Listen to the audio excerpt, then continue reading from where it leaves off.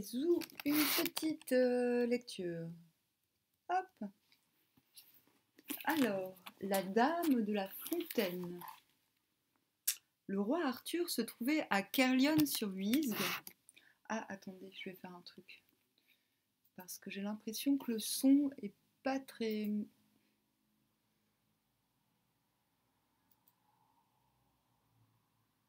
Ah, le micro est à fond. Ah, mais je sais pas où il se trouve. Ah ouais, il se trouve par là. Ok. Bon, va falloir que je crie un peu. C'est pas grave. Je vais avancer le machin. Hop. Oh, je vais faire comme ça. Comme ça. Donc on recommence. Le roi Arthur se trouvait à Caerleon-sur-Huisgue et il devisait auprès de quelques-uns de ses compagnons. Il y avait là Lancelot du Lac, Gauvin, fils du roi Lot d'Orcanie, Caï et Bédouir, les plus anciens de ses fidèles, ainsi qu'Urienne Régède et son fils Yvain, Sagremort, Girfleth, fils de Donne, Érec, fils du roi Herbine, Galécine, duc de Clarence, qui avait été l'un des derniers chevaliers à être enfermé dans le Val sans retour. La reine Guenièvre était avec eux, entourée de 3 de ses suivantes. Quand Morgane fit son entrée dans la salle, chacun lui fit bonne figure et la salua aimablement. « Ma sœur, dit Arthur, il y a longtemps que nous ne t'avions vue. Prends place parmi nous et raconte-nous ce que tu as fait pendant tes longs mois d'absence. » Morgane s'assit près du roi Urienne. Elle répondit « Mon frère, ce que j'ai fait ne regarde que moi, mais je suis sûre que parmi tes compagnons, il y en a bien un qui ait des aventures passionnantes à raconter. » « Hélas non, dit Arthur, personne n'a rien de nouveau à nous narrer, et tu sais bien que la coutume veut que nous ne prenions place autour de la table qu'après avoir entendu le récit de quelque merveille ou avoir été les témoins de quelque prodige. » « Ce n'est pas ma faute si vous n'avez rien à raconter, dit Morgane, mais pour ma part, je me tairai. Si je parlais, j'en aurais trop à dire, et cela ne ferait pas plaisir à tout le monde. » La reine Guenièvre regarda Morgane avec inquiétude. Visiblement, c'était à elle que sa belle-sœur en voulait. Quant à Lancelot, il paraissait tout à fait indifférent. Il savait en effet que Morgane ne dirait rien de compromettant sur Guenièvre et sur lui, parce qu'il ne dirait rien lui-même sur ce qui s'était passé au Val sans retour. « Allons !» s'exclama enfin Caï, « il y en a bien un parmi nous qui a une aventure à raconter. Qu'il parle, sans attendre. » On disait qu'il y avait un portier à la cour d'Arthur, mais en réalité, il n'y en avait point. C'était le redoutable Glou-Louit, à la forte étreinte, qui remplissait ce rôle. Il recevait les hôtes et les gens venus des pays étrangers, leur faisait connaître les manières et les usages de la cour. Il indiquait à ceux qui avaient droit d'y entrer la salle et la chambre, à ceux qui avaient le droit au logement, leur hôtel. Le roi Arthur était assis sur un siège de jonc vert recouvert d'une étoffe de soie brochée d'or. Sous son coude, il y avait un coussin de même étoffe, mais de couleur rouge. « Mes compagnons, dit le roi, en attendant que l'aventure vienne à nous, ne vous moquez pas de moi, mais je dormirai volontiers quelque peu en attendant le repas. Quant à vous, continuez à converser, à boire de l'hydromel, à prendre les tranches de viande que Caï vous servira. » Cela dit, le roi s'endormit aussitôt. C'est alors que Glou-Louit, à la forte étreinte, fit entrer un chevalier dont le haubert était endommagé et qui portait sur le visage les traces de nombreux horions. « Voici un homme, dit Glou-Louit, qui pourrait bien vous divertir avec ses aventures. J'ajoute cependant que je ne crois pas un mot de son histoire. »« Approche, dit Caï. Dis-nous qui tu es et d'où tu viens. »« Volontiers, seigneur, répondit le nouvel arrivant. Je me nomme Calogrenante, et j'ai une aventure extraordinaire à vous transmettre. »« Enfin, s'écria Caï, je commençais à m'ennuyer ferme. Viens t'asseoir près de nous. » Le roi dort, mais si ton histoire est vraiment passionnante, nul doute qu'il se réveillera. Calogrenant s'assit au milieu des compagnons d'Arthur et commença ainsi son histoire. Je suis fils unique de père et de mère, et j'ai toujours été fougueux et d'une grande présomption. Je ne croyais pas qu'il y eût au monde personne capable de me surpasser en n'importe quelle prouesse.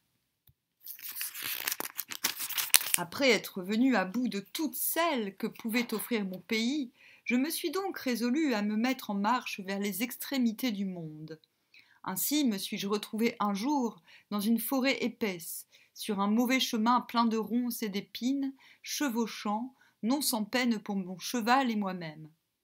J'allais ainsi tout le jour, tant et si bien que je sortis de la forêt que l'on nomme Brocéliande pour entrer dans une grande lande. Comme je demandais où j'étais à un rustre qui prétendait garder un troupeau de bêtes sauvages, celui-ci m'indiqua un chemin qui menait vers une clairière où, à ce qu'il dit, je devais me soumettre à une épreuve. Il y avait dans cette clairière une fontaine, et il fallait y puiser de l'eau pour la répandre sur le perron qui la surmontait. C'est ce que je fis, mais aussitôt que j'eus accompli ce geste, un violent orage éclata, imprévisible, car le ciel était plus bleu. Oh, merde. Ah, si, c'est bon. Je pensais que j'avais pas appuyé sur record. Car le ciel était plus bleu et plus pur que jamais. Ce fut une tornade épouvantable, où les feuilles des arbres arrachés tourbillonnèrent avec violence. Et, soudainement, la tempête cessa. Des oiseaux se rassemblèrent sur un grand pin, et se mirent à chanter si merveilleusement que j'en tombai en extase. C'est alors que je fus provoqué par un chevalier tout de noir vêtu qui prétendait que j'avais saccagé ses domaines. Nous nous battîmes avec acharnement, et, je l'avoue honteusement, je fus blessé et jeté à terre dans l'herbe verte, tandis que mon adversaire disparaissait aussi vite qu'il était arrivé. Une sorcellerie se cachait là-dessous, j'en suis convaincu. Mais vous-même, qu'en pensez-vous ? Rien de bon, dit le roi Urienne, d'autant plus que je connais ton histoire. Il y a déjà bien longtemps, quand vivait Tuter Pendragon, le père de notre roi Arthur, une même aventure est arrivée à un chevalier qui avait nom Kynon, fils de Clydno. Ah, je me rappelle. J'étais parmi ceux qui écoutèrent son récit, et je me souviens qu'Uther Pendragon avait dit qu'il s'agissait d'une épreuve provoquée par le prophète Merlin. Et qu'as-tu fait alors ? Demanda Morgane. Rien, répondit Urienne. Nous étions bien trop occupés à défendre le royaume contre les maudits Saxons pour donner une suite à cette affaire. C'est bien dommage, reprit Morgane. J'aurais donné beaucoup pour en savoir davantage. Roi Urienne, étant donné ta réputation de bravoure, tu aurais dû partir tout de suite pour venger ton compagnon, Kynon, de l'outrage qu'il avait subi et qui rejaillissait sur vous tous. Kai prit la parole. C'est évident, dit-il avec un air perfide. Le roi Urienne a failli à l'amitié qui le liait à Kynon, fils de Clydno. Il devait, sans plus tarder, prendre son cheval, tenter l'épreuve et accomplir la vengeance. Morgane se mit à rire. Il n'est peut-être pas trop tard pour bien faire, dit-elle. Que le roi Urienne nous prouve sa vaillance et son courage et qu'il aille tenter l'épreuve. Alors, je pourrais vraiment croire que sa réputation n'est pas usurpée.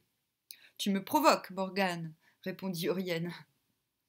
Eh bien, soit, j'irai faire ce que je n'ai pas pu accomplir autrefois. Et en disant ces mots, il se leva. Mais son fils Yvain se leva à son tour. Assieds-toi, père, dit-il. Tu es provoqué par Morgane, et comme je suis ton fils, c'est à moi de relever le défi et de lui prouver que notre famille n'est pas une lignée de lâches. Par la main de mon ami, s'écria Kai. Ce n'est pas la première fois que ta langue propose ce que ton bras ne ferait pas. Comme Yvain s'apprêtait à se jeter sur Kai, tant la colère montait en lui, Guenièvre s'interposa. En vérité, mieux vaudrait te voir pendre, Kai, que de t'entendre ainsi tenir des propos aussi outrageants contre un homme comme Yvain. Tu ne mesures pas plus la portée de tes paroles que tu ne mesures l'effort qu'il faut faire pour atteindre un ennemi de la pointe de l'épée. Par la main de mon ami, hurla Caille. Tu n'en as pas dit plus que moi-même à la louange d'Yvain. À ce moment, Arthur s'éveilla et demanda s'il avait dormi depuis longtemps. Assez, seigneur, dit Yvain. Est-il temps de se restaurer demanda le roi. Il en est grand temps, seigneur, répondit Yvain. Alors Arthur donna le signal de Cornélo, et le roi, avec tous les siens, se mit à table. Mais le repas terminé, Yvain eut une longue conversation avec Calogrenante. Puis il alla à son logis et prépara son cheval et ses armes. Le lendemain, dès qu'il vit le jour poindre, il revêtut ses armes et monta en selle. Au moment où il allait franchir le seuil de la forteresse, il aperçut Morgane, frileusement drapée dans son manteau noir. Il s'arrêta à sa hauteur et lui demanda ce qu'elle voulait. « Je voudrais t'expliquer, dit-elle, pourquoi j'ai provoqué ton père pour cette aventure de la fontaine. C'est parce que j'espérais bien que tu relèverais toi-même le défi. Je te sais parfaitement capable d'accomplir la prouesse, et je me fie à toi car j'ai grande envie de connaître le fin mot de cette aventure. Va-t'en pleinement rassurer, Yvain. Les sortilèges n'auront pas de prise sur toi. Quant à moi, en ton absence, je m'occuperai de ton père. Il est maintenant âgé, mais sa réputation n'est pas ternie, et il mérite qu'on s'intéresse à lui. Je te remercie, Morgane, répondit Yvain, mais je vois mal ton jeu. Ses yeux brûlants le transperçaient. Va toujours, fils du roi Urien, je te promets le triomphe et la victoire. Hop. Hop. Yvain ne s'attarda pas plus longtemps. Il s'en alla par les montagnes et les vallées, à travers d'immenses forêts, par des lieux étranges et sauvages. Il traversa des gués et des défilés périlleux.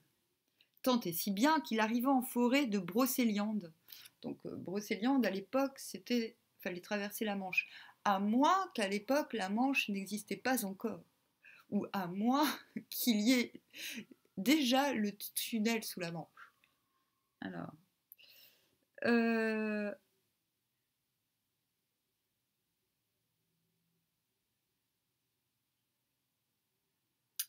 il arriva en forêt de Brocéliande et se retrouva sur un sentier obscur plein de ronces. Il se dit alors qu'il était sur la bonne voie et qu'il ne risquait plus de s'égarer. Quoi qu'il dût lui en coûter, il finirait bien par découvrir la clairière où se dressait le pin ombrageant, la fontaine et le perron qui provoquaient la pluie et la tempête. Au bout du sentier, il vit le vallon boisé dont lui avait parlé Calogrenante. Il longea la rivière qui serpentait au fond du vallon, passa sur l'autre rive et tranquillement marcha au pas jusqu'à une plaine où il s'engagea jusqu'au moment où il vit la forteresse. Des jeunes gens lançaient leurs couteaux, exactement comme Calogrenante les lui avait décrits, avec un homme blond, le maître du château, à côté d'eux. Au moment où Yvain allait le saluer, l'homme blond lui adressa le premier son salut et le précéda au château. Il aperçut une chambre et, en y pénétrant, découvrit des jeunes filles en train de coudre des étoffes de soie, assises sur des chaises dorées, plus belles encore et plus gracieuses que ce qu'en avait dit Calogrenante. Elles se levèrent pour servir Yvain comme elles l'avaient fait pour Calogrenante et sans doute pour Kynon, fils de Clydno. Au milieu du repas, l'homme blond demanda à Yvain le but de son voyage. Yvain ne lui cacha rien. « Je voudrais, dit-il, me mesurer avec le chevalier qui garde la fontaine qui bout, bien qu'elle soit plus froide que le marbre. » L'homme blond sourit. Il éprouvait quelque gêne à donner à Yvain des indications à ce propos, comme il l'avait fait auparavant pour Calogrenante, mais il le renseigna néanmoins complètement, car il se doutait bien qu'Yvain ne reviendrait jamais sous le coup d'une défaite. Et sur ce, ils allèrent se coucher. Le lendemain matin, Yvain trouva son cheval tout sellé et tout prêt par les jeunes filles.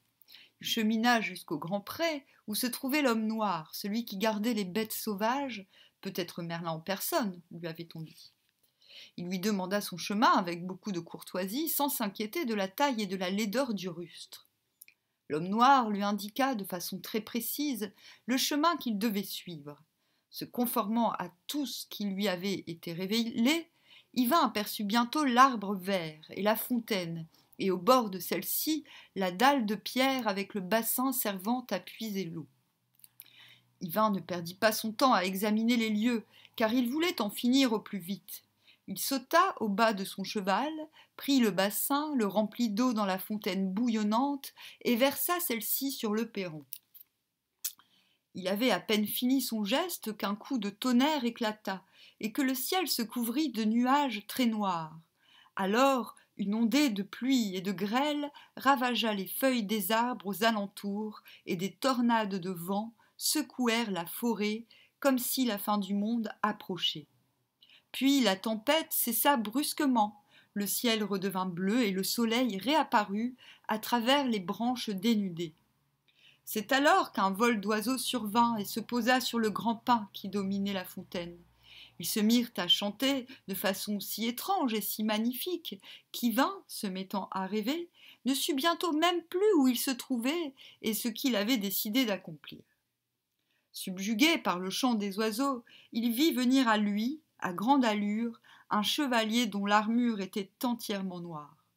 Yvain, reprenant ses esprits, se dressa face à son adversaire, et les deux hommes se précipitèrent l'un contre l'autre, comme s'ils se haïssaient à mort depuis toujours. J'ai chaud. J'ai commandé un maillot de bain parce que j'ai trop chaud en t-shirt. Alors, c'est d'ailleurs, ça faisait bien longtemps que je n'avais pas passé un hiver au chaud. Chacun avait une lance roide et forte. Dès les premiers chocs, leurs boucliers furent percés et leurs haubers mis à mal. Leurs lances éclatèrent et volèrent en tronçons. Ils s'assaillirent alors à l'épée, se frappant à tour de bras, dessus et dessous, déchiquetant les débris de leurs boucliers, se tailladant bras et flancs à découvert. Toutefois, l'un et l'autre restaient inébranlables, solidement campés sur leurs chevaux, ne lésinant pas sur les coups. Chacun avait son homme fendu et bosselé, et son haubert si disloqué qu'il ne servait plus à rien, mais chacun savait aussi qu'il ne céderait pas à son adversaire.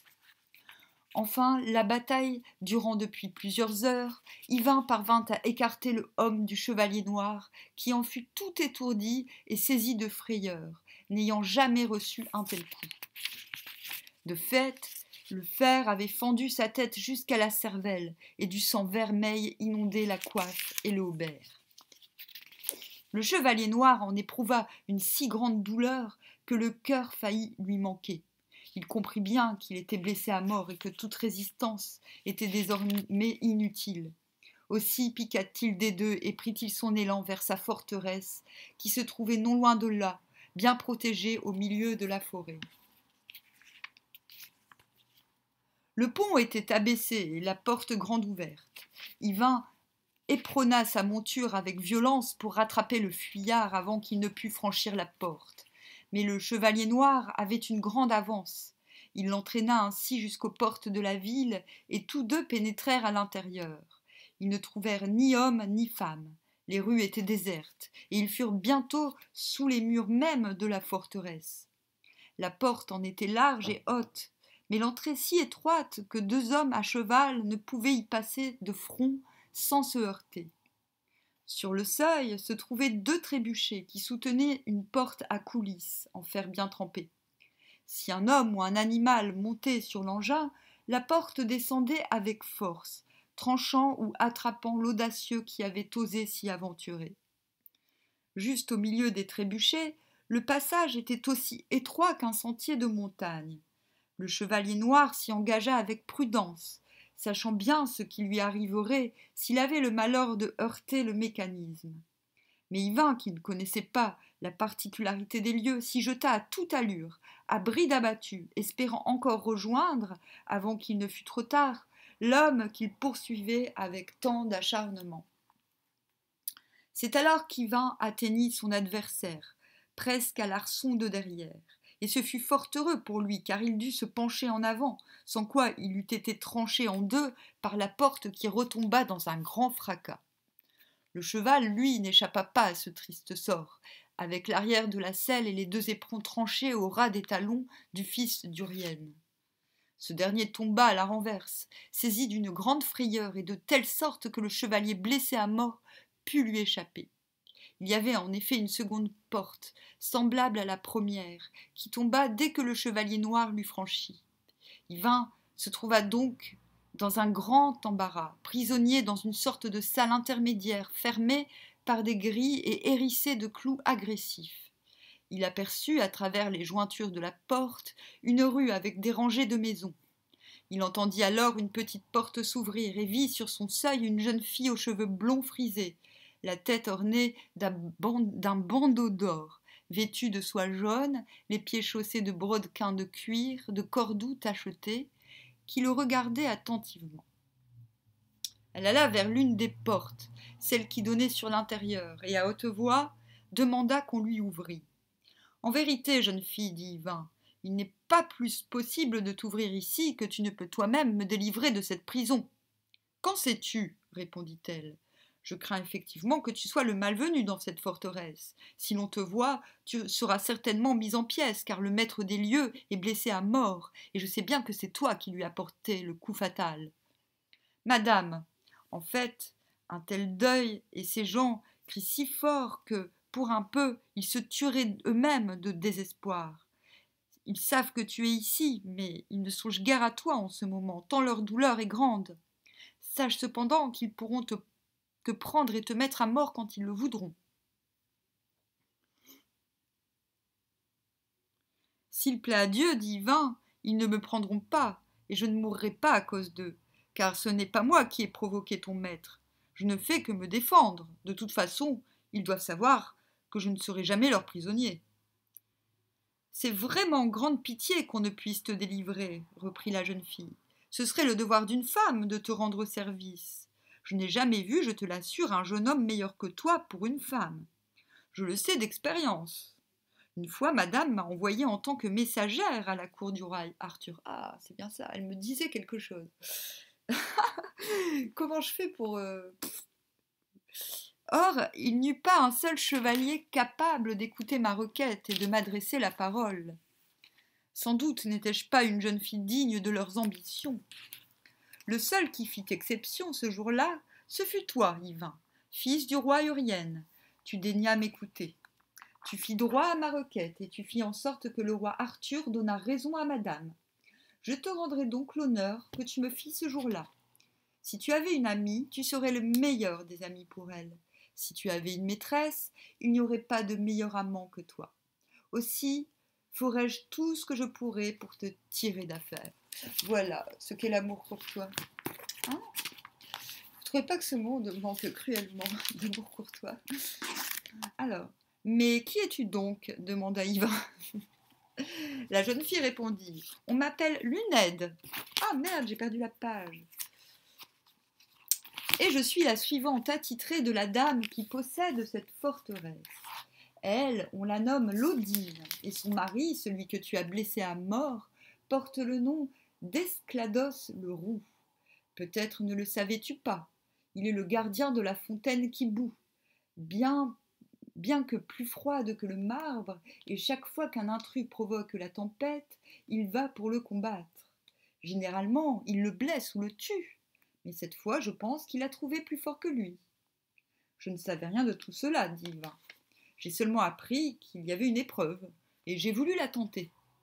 Cela prouve ton audace et ton courage, dit Luned. Mais pour le moment, il convient de te sortir de la situation périlleuse qui est tienne. Écoute-moi bien. Tu vas prendre cet anneau et le mettre à ton doigt. Ouh là là là là. Tu tourneras le chaton à l'intérieur de ta main et fermeras la main dessus. Tant que tu le cacheras, il te cachera toi-même. En ce sens que personne ne pourra soupçonner ta présence. Tu seras aussi invisible que l'aubier recouvert de son écorce. Lorsqu'ils seront tous revenus à eux, les gens d'Esclados, le Roux, accourront ici, sachant très bien que tu y es prisonnier. Et ils te livreront. Je suis sûre qu'Esclados le Roux y a vraiment existé. Hein. Je vérifierai dans mon arbre généalogique. Mais bon. sachant très bien que tu y es prisonnier. Et ils te livreront au supplice pour avoir tué leur seigneur et maître. Ils seront fort irrités quand ils s'apercevront que tu n'es plus là, mais ils penseront que tu as pu t'échapper grâce à quelque sorcellerie. Ils ouvriront les portes, et tu en profiteras pour te glisser à l'intérieur de la cour. Moi, je serai sur le montoir de pierre, là-bas, à t'attendre. Tu me verras, mais moi je ne pourrai te voir, puisque tu seras invisible. Accours en hâte vers moi et mets ta main sur mon épaule. Ainsi, saurai-je que tu es là. Alors tu me suivras où j'irai. Sur ce, la jeune fille s'éclipsa et rentra dans la maison qu'elle avait quittée. Yvain se tint tranquille dans un recoin, entendant le grand tapage que faisaient les gens de l'autre côté de la porte. Puis celle-ci s'ouvrit, et des hommes en armes se précipitèrent dans le but évident de s'emparer de lui. Mais ils eurent beau chercher, ils ne trouvèrent que la moitié du cheval, une partie de la selle et les éperons. Fort étonnés, ils ouvrirent alors la porte qui donnait sur l'extérieur, mais ils n'eurent pas plus de succès, ce qui les rendit furieux. Comme ils s'agitaient en tous sens, Yvain se glissa prudemment entre eux, sortit dans la cour, s'approcha du montoir et mit la main sur l'épaule de la jeune fille. Aussitôt elle se mit en marche et Yvain la suivit. Arrivée à la porte d'une grande et belle chambre, elle l'ouvrit, et ils entrèrent après avoir refermé soigneusement derrière eux. Yvain regarda autour de lui. Il n'y avait pas un clou qui ne fût peint de riches couleurs, pas un panneau qui ne fût décoré de diverses figures dorées. La jeune fille, qui avait dit se nommer Lunède, alluma un feu, prit un bassin d'argent rempli d'eau, une serviette de fine toile blanche sur l'épaule. Elle offrit l'eau à Yvain pour qu'il se lavât. Celui-ci fut bien aise de pouvoir se rafraîchir, tant il avait souffert pendant le combat qu'il avait mené contre Esclados le roux. Faut se nettoyer le zizi aussi, alors. Ensuite, elle plaça devant lui une table d'argent doré, couverte d'une nappe de fine toile jaune, et lui apporta à souper. En fait, de tout temps, les hommes aiment être traités comme des petits garçons. Alors, il n'y avait pas de mets connu divin dont il ne vît là abondance, avec cette différence que ceux qu'on lui présentait étaient beaucoup mieux préparés qu'ailleurs, et excellents. Et oui, en Angleterre on bouffe mal, à Brocéliande un peu moins. Il n'y avait pas un vase de service qui ne fût d'or ou d'argent. Yvain mangea et but jusqu'à une heure avancée. Il avait besoin de se réconforter après tant de fatigue. Ils entendirent alors de grands cris venir du château, et Yvain demanda à la jeune fille ce qui se passait. « On donne l'extrême onction au maître, répondit-elle calmement. Sur ce, Yvain alla se coucher. Le lit que lui avait préparé Lunède aurait été digne du roi Arthur, car il était moelleux et doux, et recouvert de tissus d'écarlate, de toile fine et de taffetas de soie richement brodés. Au milieu de la nuit, il fut réveillé par des cris perçants. « Que se passe-t-il encore » demanda Yvain. Oh là là, quel rustre. La jeune fille, qui se trouvait toujours là et qui veillait à la fenêtre, répondit « Le seigneur, maître de ce château, vient de mourir. » Yvain se rendormit alors jusqu'au lever du jour. Puis retentirent des cris et des lamentations d'une violence inexprimable. Yvain demanda à Lunède ce qu'il signifiait. « On porte en terre, répondit-elle, le corps du seigneur, maître du château. » Yvain se leva, s'habilla, et pour se rendre à nouveau invisible, tourna le chaton de la bague vers l'intérieur. Il ouvrit alors la fenêtre et regarda dans la cour. Il ne vit ni commencement ni fin aux troupes qui remplissaient les rues, toutes en armes. Il y avait aussi beaucoup de femmes à pied et à cheval, et tous les gens d'église de la cité étaient là, chantant des psaumes. Il semblait à Yvain que le ciel résonnait sous la violence des clameurs, du son aigre des trompettes et des chants d'église. Au milieu de la foule se trouvait la bière, recouverte d'un drap de toile blanche, portée par des hommes dont le moindre était assurément baron. La procession passa au bas de la fenêtre où se tenait Yvain. Tout à coup, les chants s'interrompirent et la foule se pressa autour de la bière, car le sang vermeil s'était mis à couler sur l'étoffe blanche. Ainsi, Les plaies du mort s'étaient rouvertes, preuve certaine que le meurtrier se trouvait à proximité. Ce détail ne se trouve que dans l'Yvain du Chrétien de Troyes, et non dans le récit gallois qui sert de base à ce chapitre. Mais c'est une croyance d'origine celtique qui était très répandue dans toute l'Europe au Moyen Âge.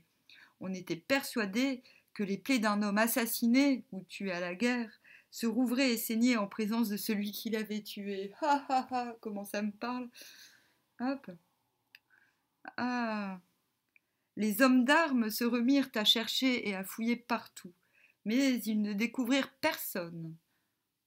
Enrageant de plus en plus, s'émerveillant du prodige, ils dirent entre eux « Celui qui l'a tué est parmi nous, et nous ne le voyons pas. Il y a là merveille et diablerie. » Mais comme ils ne pouvaient le découvrir, ils reprirent lentement leur marche vers le cimetière.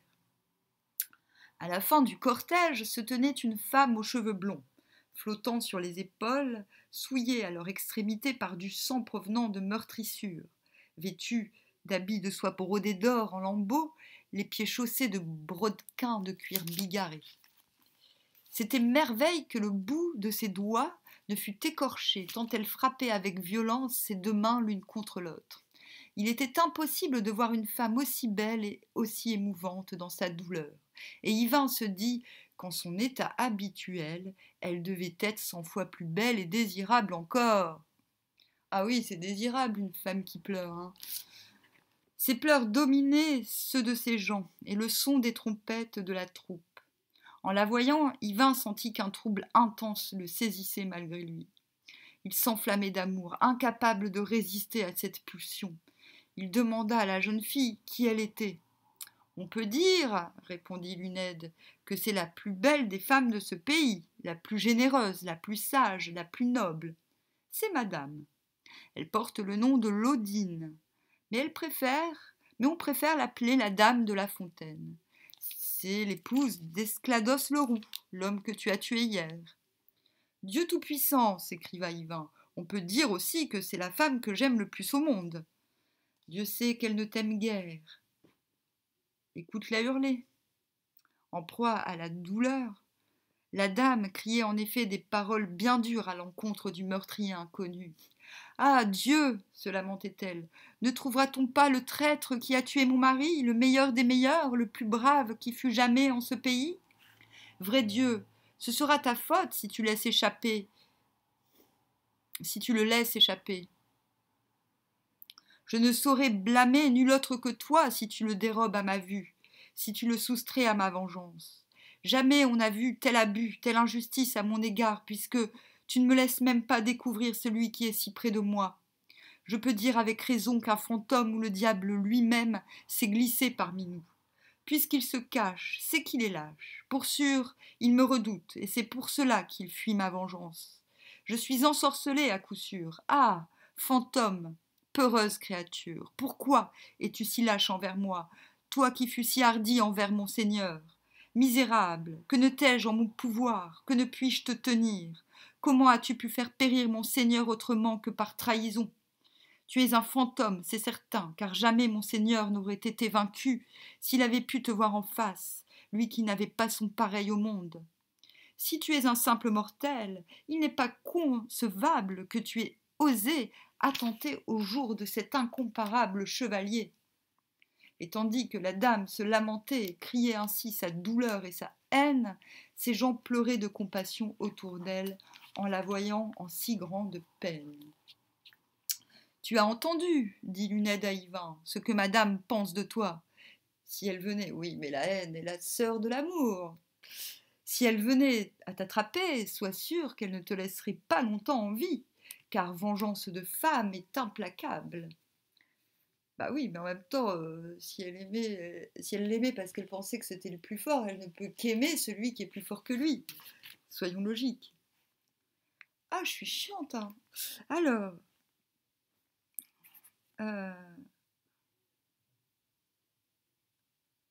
tu as donc intérêt à ne pas te montrer et à rester ici jusqu'à ce que je trouve un moyen pour te faire sortir. Elle alla vers la cheminée et alluma de nouveau un feu. Puis elle souleva une marmite remplie d'eau et la fit chauffer. Enfin, saisissant une serviette de toile blanche, elle la mit autour du cou d'Yvain. Prenant un gobelet en os d'éléphant et un bassin d'argent, elle lui lava soigneusement la tête. Après quoi elle ouvrit un coffret de bois, en tira un rasoir aux manches d'ivoire dont la lame avait 2 rainures dorées et le rasa. Quand tout fut terminé, elle rangea les objets dont elle s'était servie, dressa la table devant Yvain et lui apporta de quoi se restaurer. Yvain n'avait jamais goûté de souper comparable, ni bénéficié d'un service plus irréprochable.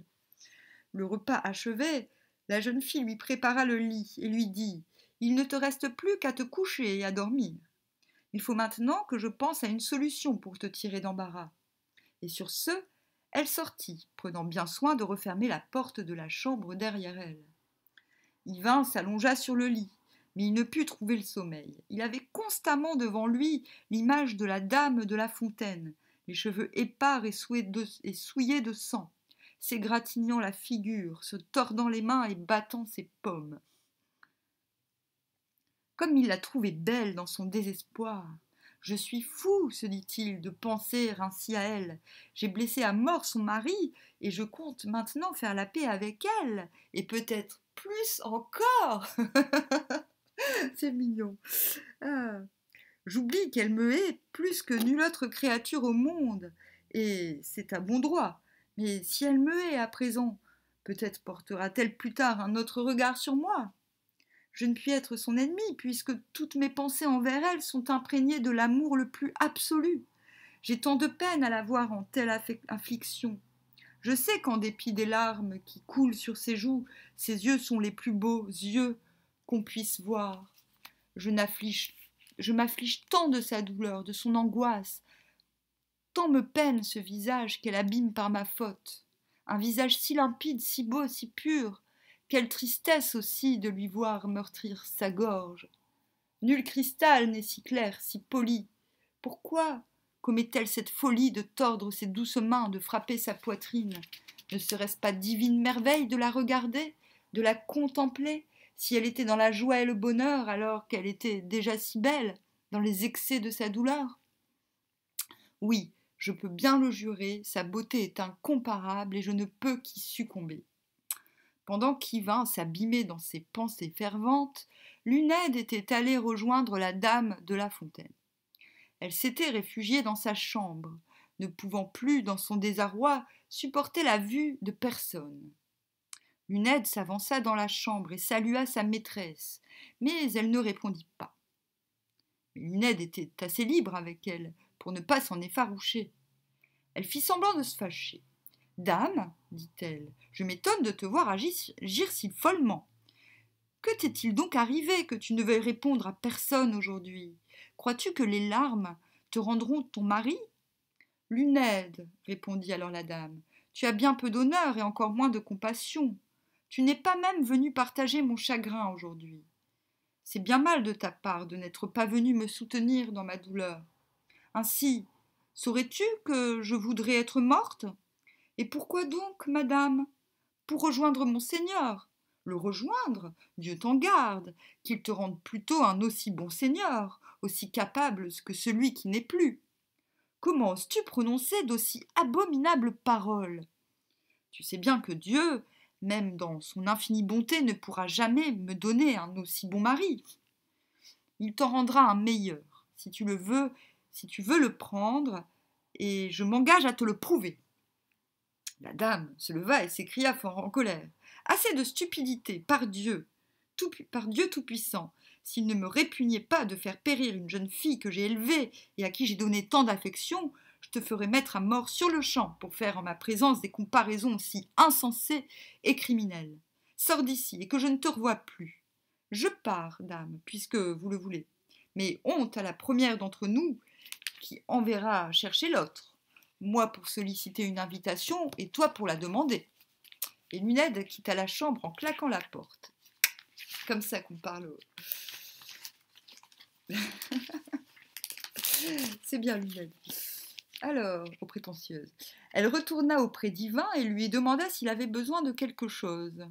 Par Dieu, répondit-il, une seule chose me manque, et tu ne pourras jamais me la procurer. Depuis que j'ai vu ta maîtresse, mon esprit ne peut plus se détacher d'elle.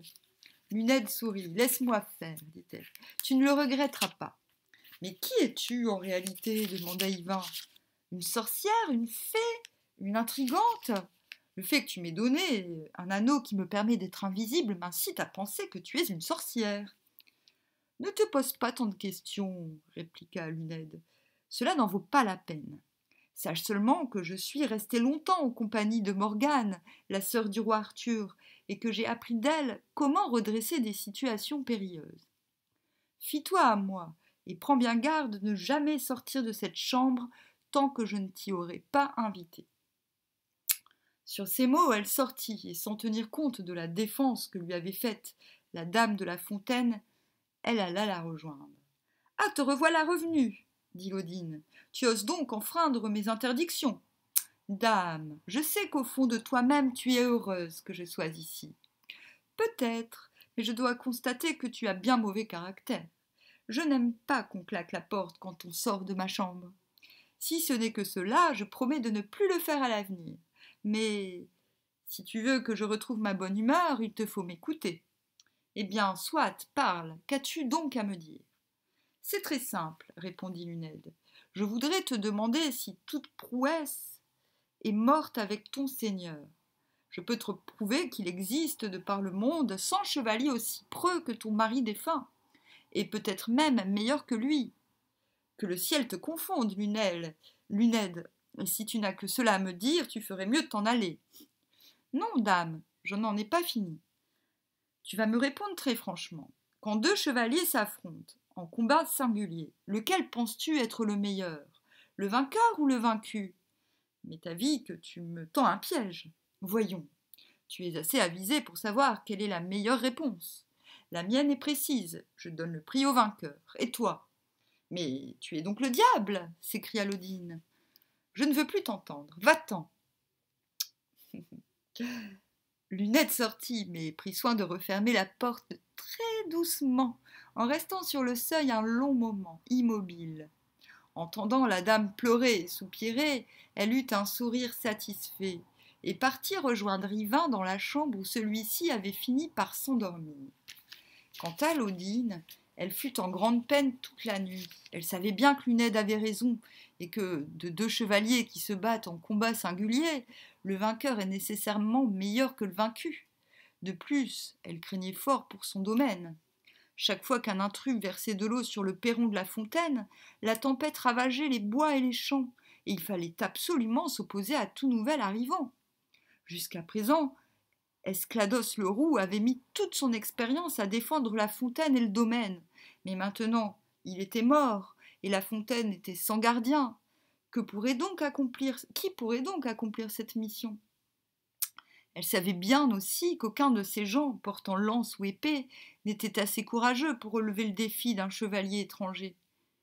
Qu'allait-elle devenir et qu'allait donc être le sort des terres qu'elle avait réussi à préserver jusqu'à ce jour? Aussi commença-t-elle à se repentir d'avoir congédié Luned, car celle-ci était de bons conseils, bien que parfois trop impertinente, et elle se mit à espérer que la jeune fille reviendrait la voir sans qu'elle-même eût à faire le premier pas. Noble orgueil. Ouh, l'orgueil est-il noble? Bonne question. C'est les conventions qui sont orgueilleuses. Alors, les conventions ne sont pas si nobles que ça. Alors, merde, je me suis perdue.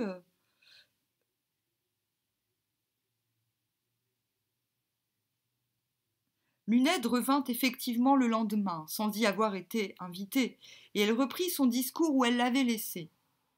La dame, qui se reprochait de l'avoir offensée, baissait la tête, résolue à lui faire des excuses et à écouter jusqu'au bout ce qu'elle lui dirait. « Je te demande pardon, dit-elle humblement, pour toutes les méchancetés que j'ai prononcées à ton égard. Je sais bien que celui qui a vaincu mon mari était meilleur chevalier que lui. »« Il est toujours le meilleur chevalier, » affirma solennellement Luned. « Dis-moi alors qui il est, reprit Lodine, et à quelle maison il appartient. S'il est de mon rang, pourvu qu'il n'y ait pas d'empêchement de sa part, je pourrai, j'en conviens, en faire mon mari et le seigneur de ma terre. Mais il faudra agir de telle sorte qu'on ne puisse jamais dire « c'est celle qui a pris celui qui a tué son époux ».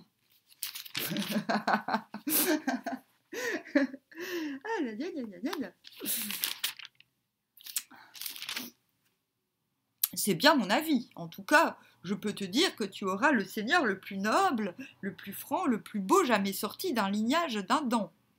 Comment se nomme-t-il? Yvain, fils du roi Urien Réged. Certes, ce n'est pas un vilain. Il est de bonne famille, et sa réputation n'est plus à faire. Quand donc pourrais-je le voir? Oh là là. Ouais. Dans 5 jours, tout au plus. 5 jours? S'écria Lodine. C'est bien long. Qu'il vienne dès ce soir ou demain ou plus tard. Dame, dit Luned, ce n'est pas possible. Nul ne peut parcourir si longue distance en un seul jour. Même si je partais maintenant pour la cour d'Arthur, je n'arriverai jamais à le joindre en si peu de temps. Disons que cela pourra se faire demain soir. C'est encore trop long, Luned. Pars immédiatement pour la cour du roi Arthur et ramène-moi dans les plus brefs délais cet Yvain, fils du roi Urien. Elle n'en peut plus. Ah, mais j'adore. Ah là là. Luned ne se le fit pas dire 2 fois. Elle prit congé de la dame et fit comme si elle devait accomplir un long voyage. En réalité, elle alla rejoindre Yvain dans la chambre où il se cachait. Le lendemain, vers midi, Yvain revêtit une robe, un surcot et un manteau de soie jaune rehaussé de larges festons de fils d'or. Ses pieds étaient chaussés de brodequins de cuir bigarré, fermés par une figure de lion en or. Yvain éprouva une grande appréhension à l'entrée de la chambre où l'on attendait impatiemment sa venue et où il craignait d'être mal accueilli. La dame, quand elle l'aperçut, resta bouche close, ce qui augmenta sa frayeur.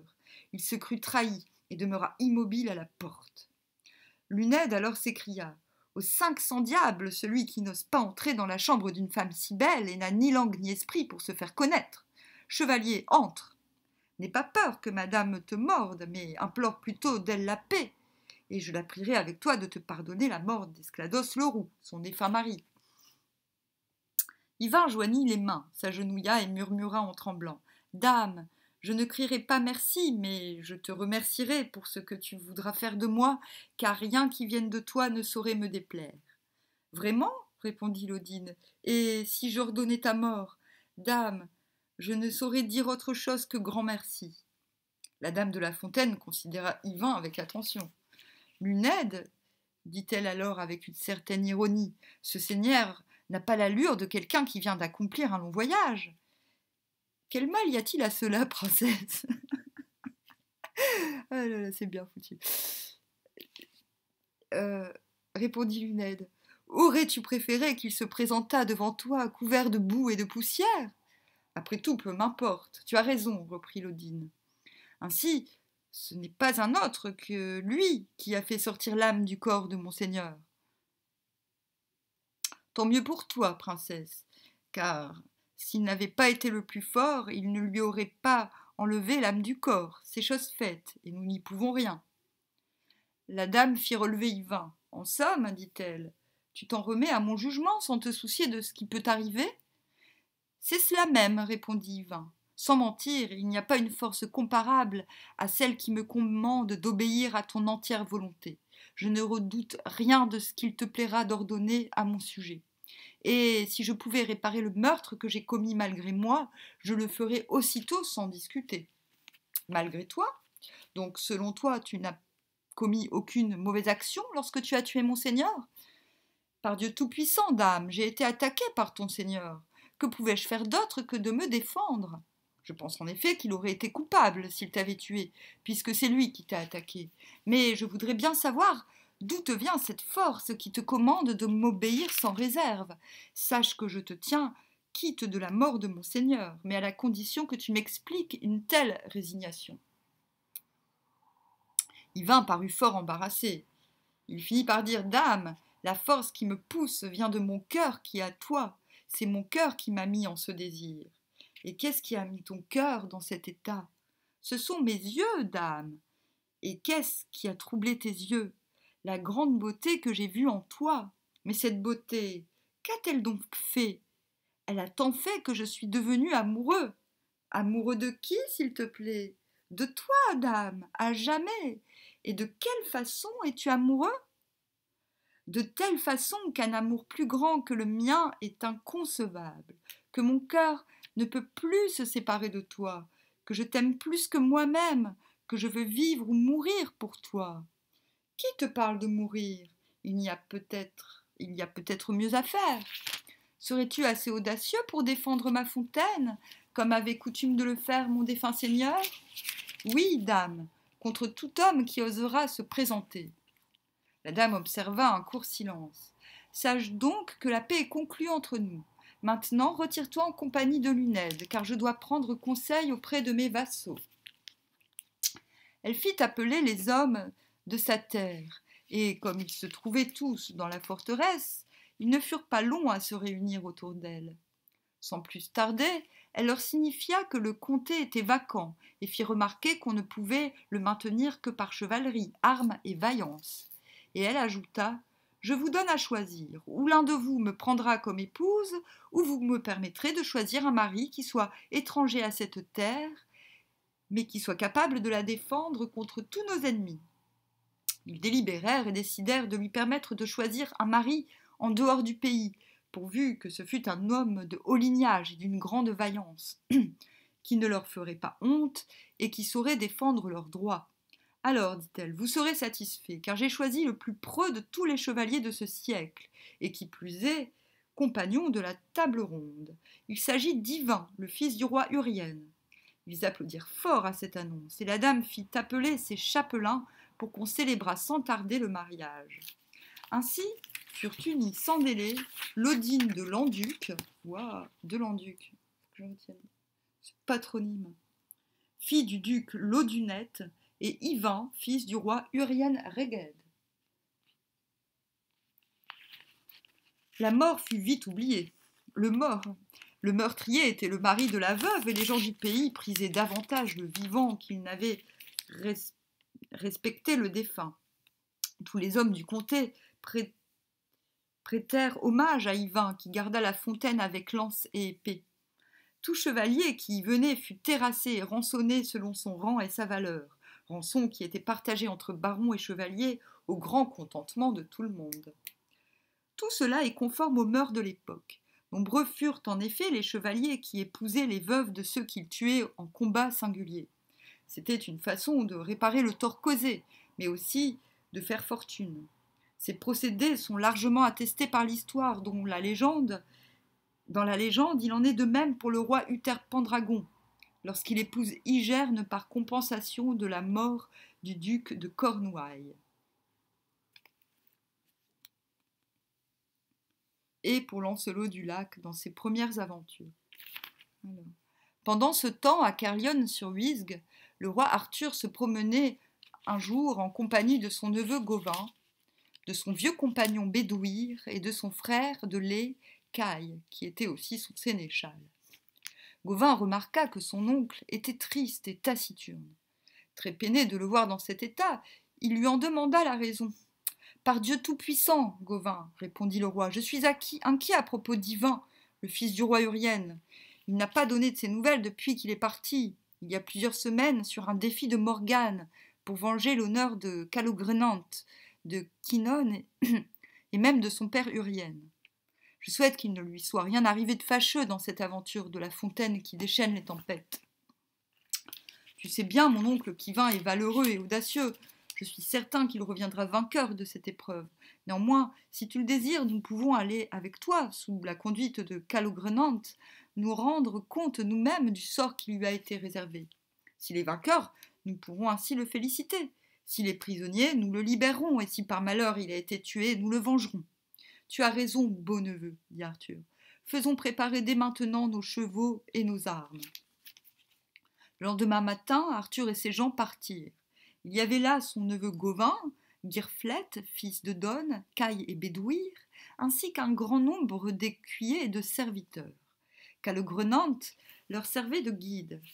Après plusieurs jours de marche, Ils arrivèrent à la forteresse où étaient venus Kynon et Calogrenant. Les jeunes gens étaient en train de lancer leurs couteaux à la même place, et l'homme blond était debout près d'eux. Dès qu'il aperçut Arthur, il le salua et l'invita à passer la nuit dans sa demeure. Arthur accepta volontiers l'invitation, et ils entrèrent dans la forteresse. Mais malgré leur grand nombre, on ne s'aperçut pas de leur présence dans le château. Les jeunes filles se levèrent pour les servir, et Arthur et les siens ne furent jamais mieux honorés et servis.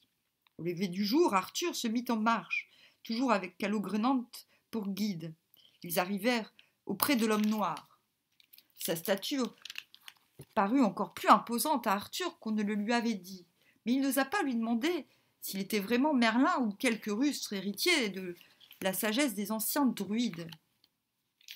Ils gravirent le sommet d'une colline et suivirent la vallée jusqu'à l'arbre vert, jusqu'à ce qu'ils aperçurent la fontaine avec le bassin sur le perron.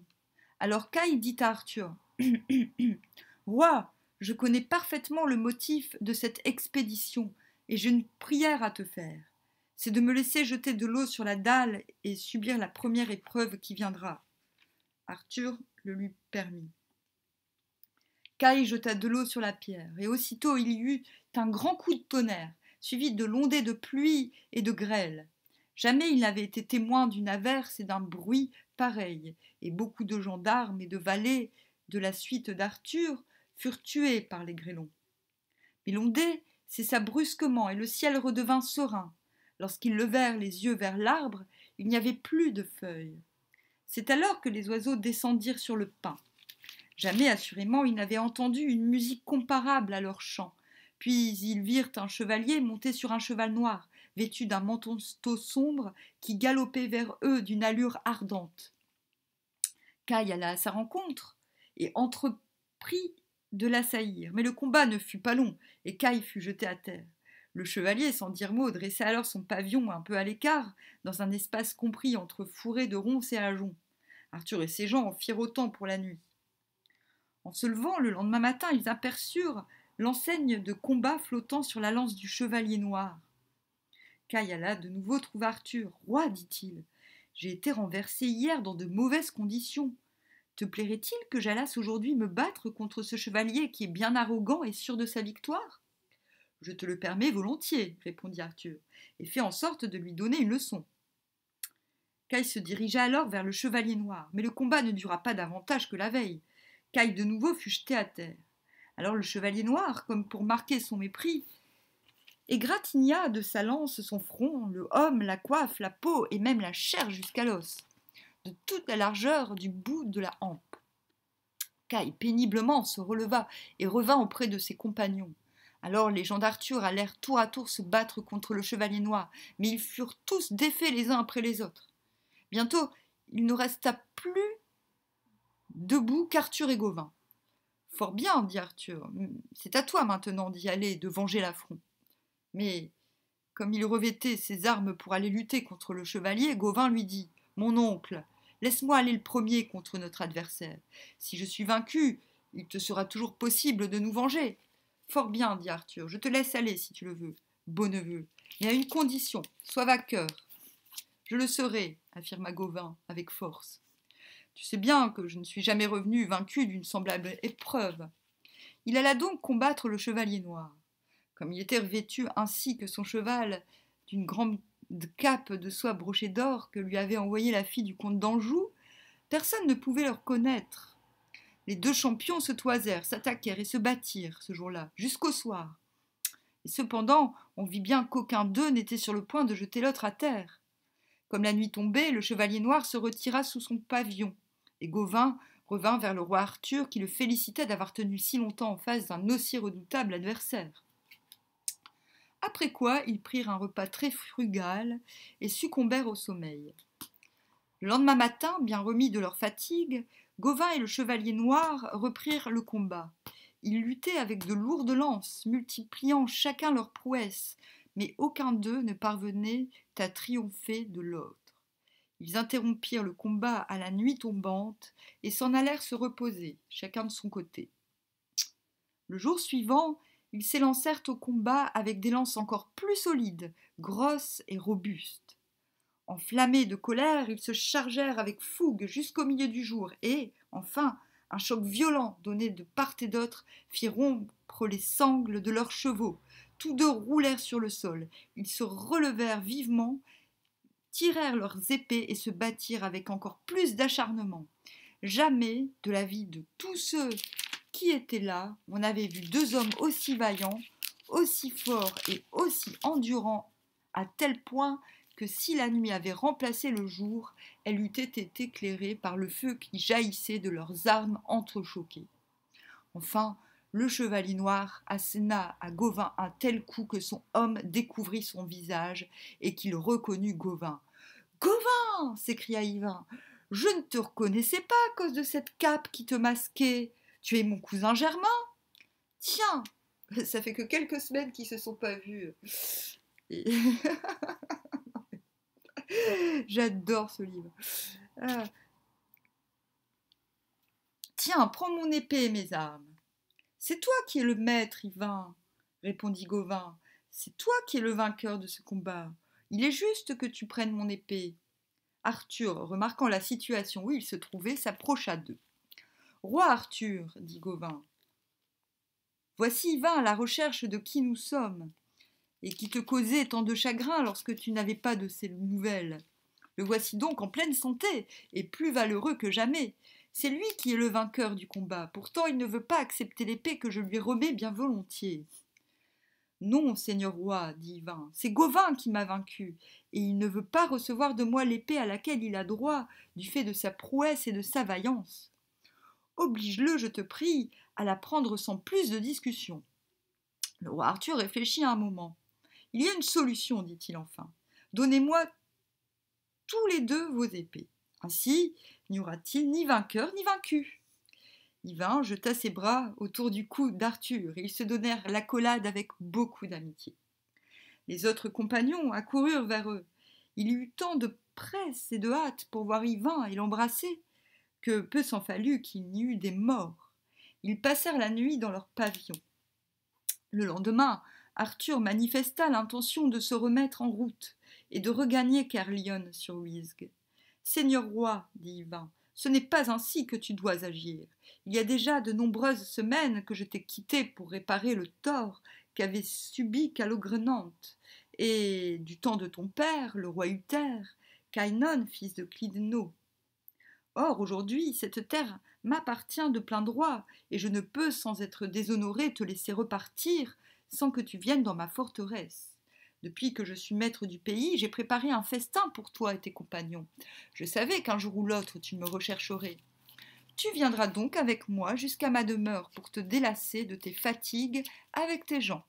Vous aurez des bains en abondance, de la bonne nourriture et des breuvages choisis parmi les meilleurs qui soient au monde. Eh bien, répondit Arthur, c'est avec grande joie et grand plaisir que nous acceptons ton invitation. Ils montèrent tous sur leurs chevaux et se dirigèrent vers la forteresse de Landuc par le plus court chemin.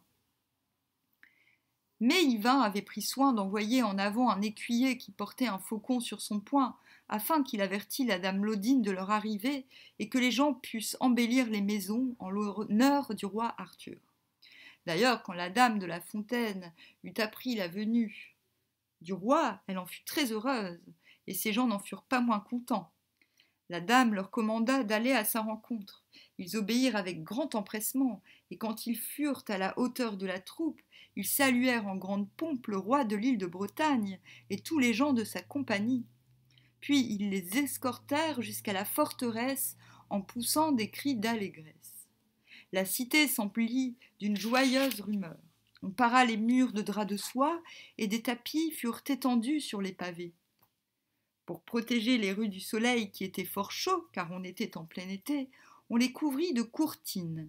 Les cloches, les cors et les trompettes retentirent à grand bruit dans la ville. Devant le roi dansaient des jeunes filles, tandis que les tambours rythmaient la marche des nouveaux arrivants. D'agiles jongleurs sautaient et accomplissaient des tours d'adresse. Tous rivalisaient de gaieté pour recevoir le roi Arthur. La dame de la Fontaine était sortie, vêtue d'une robe impériale brodée d'hermine, un diadème sur le front tout ornée de rubis. Elle était resplendissante et se montrait gaie et enjouée. Elle paraissait plus belle qu'une déesse des temps anciens.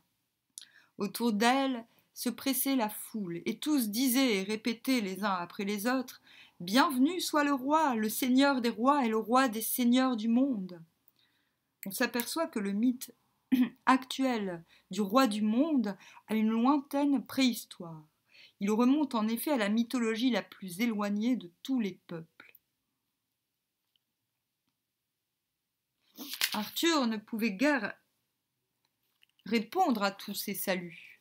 Il vit venir à lui la dame qui lui tint l'étrier, mais il ne voulut point se prêter à cette courtoisie et se hâta de descendre d'un bond de son cheval. Elle le salua courtoisement en disant « Sois le bienvenu, roi Arthur, mon seigneur, et béni soit le valeureux Gauvin, ton neveu. » « Que ta noble personne ait le bonjour, belle dame de la fontaine, répondit le roi, et en disant ces mots, il l'embrassa. Pendant le festin, un chevalier n'avait Dieu que pour la jeune fille qui portait le nom de Lunède. C'était Gauvin, la fine fleur de la chevalerie, l'un des plus valeureux compagnons de la table ronde, et le neveu du roi, celui qu'il avait désigné comme son successeur. Gauvin faisait en effet resplendir la chevalerie comme le soleil du matin, en dardant ses rayons, illumine tous les lieux où il se répand. Et si Gauvin était le soleil, il devait y avoir une lune pour recevoir ses rayons. C'est beau. Gauvin, qui se nomme Gwalchmai, c'est-à-dire faucon de mai, dans le texte gallois, est le type même du héros solaire.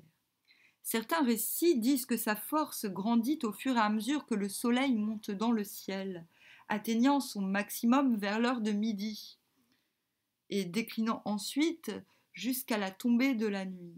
On y a vu, peut-être facilement, une image du soleil dans sa course diurne. C'est marrant parce que mon nom de famille, c'est Poloudéni, et ça veut dire l'homme de midi. Ah, du coup, peut-être que Gauvin, c'est mon ancêtre. Non, mais... Bref. En fait, l'homme du... Poloudéni, c'est l'homme du soleil de midi. Voilà. Donc, en fait, je peux transformer mon nom de famille en Gauvin. Si je... Amandine Gauvin. Bon, ça fait un peu plus français. Ça veut dire que les fachos me toléreront mieux si je m'appelais Gauvin plutôt que Poloudéni. Bon, bref. Alors, il devait y avoir une lune pour recevoir ces rayons. C'est beau. Ah ben, j'ai déjà dit. Ce fut Lunède, la suivante de Lodine, qui avait été l'élève de Morgane et qui s'y connaissait fort bien en magie et nécromancie. Le jeu de mots est évident en français. La lune, comme en gallois ilune, mais en réalité ilune signifie aussi image, effigie, et peut être considérée comme une sorte d'anima féminine opposée à un animus masculin, selon la méthode psychanalytique jungienne. Cependant, il faut savoir que dans des langues celtiques et germaniques, la lune est masculine, tandis que le soleil est féminin. Bon, bah voilà, je sais d'où ça vient. Parce que moi, je considère que le soleil est féminin et que la lune est masculine. Désolée. Quant à Chrétien, mais je ne savais pas que ça venait des Germains, par contre. Enfin, des Alains, appelons-les tels qu'ils sont. Quant à Chrétien de Troyes, il utilise la forme lunette, ce qui ajoute une connotation humoristique à ce nom, ce qui est tout à fait dans la tonalité de l'écrivain champenois, juif de Troyes, converti mais très au courant de la cabale traditionnelle. Le personnage de Lunède est en fait une sorte de doublé de celui de Morgane, en plus sympathique, osons le dire. Morgane, oui, elle était brune, avenante, très aimable et enjouée, et de plus très avisée pour résoudre les problèmes les plus ardus. Il n'y a rien de plus fun que de régler les problèmes. Alors, elle se lia vite avec Gauvin, qui la prisait beaucoup. Il l'appela son ami et lui offrit son service, parce qu'elle avait sauvé de la mort son compagnon et cousin. « Jeune fille, disait Gauvin, je serai désormais ton chevalier. Et si tu te trouves dans le besoin, tu me trouveras toujours pour te rendre service ou pour te faire justice. Ainsi fut nouée l'amitié entre Gauvin et la jeune Lunède, suivante de la dame de La Fontaine après avoir été l'élève de Morgane. Dans tous les romans arthuriens, Gauvin fait la cour à toutes les jeunes filles qu'il rencontre, quitte à s'attirer de nombreux désagréments, ce qui n'entache nullement sa bravoure et sa prouesse. Contrairement aux autres, qui ne savent rien faire s'ils ne sont pas amoureux. Yvain se réjouissait grandement du séjour du roi. Claudine et Landuc honoraient beaucoup les chevaliers de sa suite et faisaient si bonne mine à chacun que plus d'un présomptueux prit ses sourires et ses attentions pour des preuves d'amour. Mais la dame de La Fontaine sut très bien les ramener à la raison. En tout cas, nombreux furent ceux qui allèrent, en compagnie d'Yvain, visiter le pays et s'ébattre dans les châteaux des environs, qui étaient fort beaux et bien pourvus de vivres et de breuvages. Cependant, le roi Arthur songea qu'il ne devait pas s'attarder plus longtemps et qu'il lui fallait regagner ses propres domaines pour continuer à y faire régner l'ordre et la paix. Il prépara donc son départ, tandis que ses compagnons s'efforçaient de persuader Yvain de les suivre. Gauvin en particulier se montra si pressant qu'Yvain prit à part la dame Claudine et lui demanda la permission d'accompagner ses amis pendant 3 mois. Claudine lui répondit : « Seigneur, il est bon qu'un chevalier, surtout quand il appartient à ceux de la table ronde, passe quelque temps à la cour du roi. Je t'accorde volontiers ton congé, mais jusqu'au terme que je fixe moi-même. C'est 3 mois et 1 semaine en plus, à cause des circonstances qui peuvent advenir. Passé ce délai, l'amour que j'ai pour toi risque de devenir de la haine, sois-en persuadé. » Qu'est-ce que je disais tout à l'heure ? Sache que je risque de devenir... Sache que je tiendrai ma parole, si tu ne tiens pas la tienne.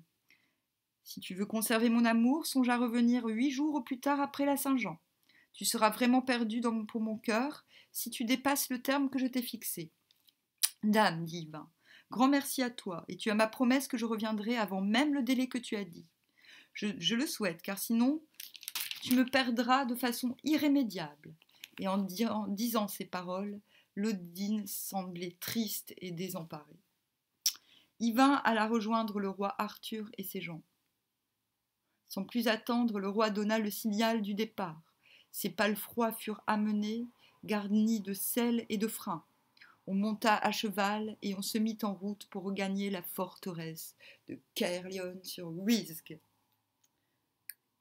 D'après le récit gallois, Owain ou la Dame de La Fontaine, manuscrit du XIVe siècle, donc qui devait se promener aux alentours de Puy-Vert, avec de nombreux emprunts à Yvain ou le Chevalier au Lion, poème français du XIIe siècle de Chrétien de Troyes. Et voilà. Du coup, pour ceux qui sont nouveaux sur ma chaîne depuis que je fais des guidances et qui viennent de s'abonner, sachez que je fais souvent des lectures. Voilà, et elles sont dans des playlists. Et là, il s'agit du cycle du Graal. Voilà. Donc le prochain chapitre s'intitulera, il n'en reste plus beaucoup, hein, il ne reste plus que ça dans ce gros pavé. Ça, surtout ça. J'ai lu J'ai lu 952 pages, plus les autres livres, vous vous rendez compte? Et ça fait un peu plus d'1 an que je fais des lectures, quand même. Hein. Donc, prochain chapitre, les impossibles sortilèges. Mais je ne sais pas encore ce que je vais faire comme prochaine lecture. On verra. À bientôt.